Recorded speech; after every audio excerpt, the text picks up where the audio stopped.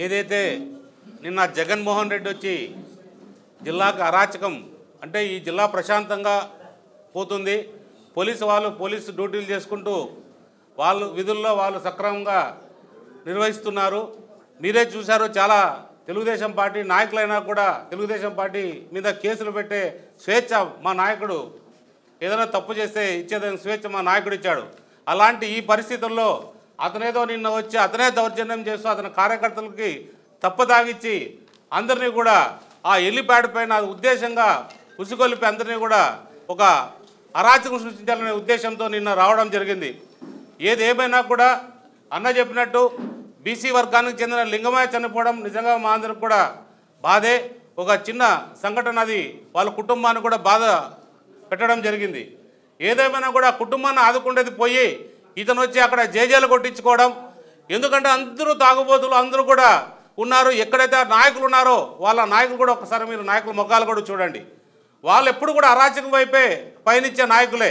అంటే నేను ప్రత్యేకంగా దాన్ని చెప్పాల్సిన అవసరం లేదు, నాకు కూడా కొన్ని జరిగాయి. మీరు కూడా అందరూ కూడా ఆ రోజు ఉన్నారు. అందరూ కూడా ఏ రకంగా వాళ్ళు అరాచకాలు చేశారో కూడా అన్నీ కూడా అభివృద్ధి వైపు కూడా ఎక్కడ పడితే అక్కడ అడ్డుకోవడం, ఎక్కడ పడితే అక్కడ తొక్కేయడం, ఎక్కడ పడితే అక్కడ ఇంట్లో నుంచి రాకుండా అరాచకం చేయడం, ఏదైతే 2019 నుంచి 2024 వరకు చేశారో అన్ని అరాచకాలు చేసి ఈరోజు నిజంగా ఎవరు పరిపాలనలో వాళ్ళు సక్రమంగా జరుగుతుంది.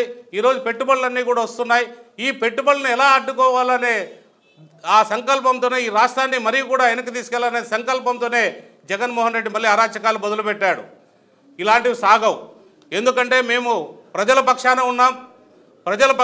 కాబట్టి ప్రజలందరూ కూడా మమ్మల్ని సమర్థించబోతున్నారు.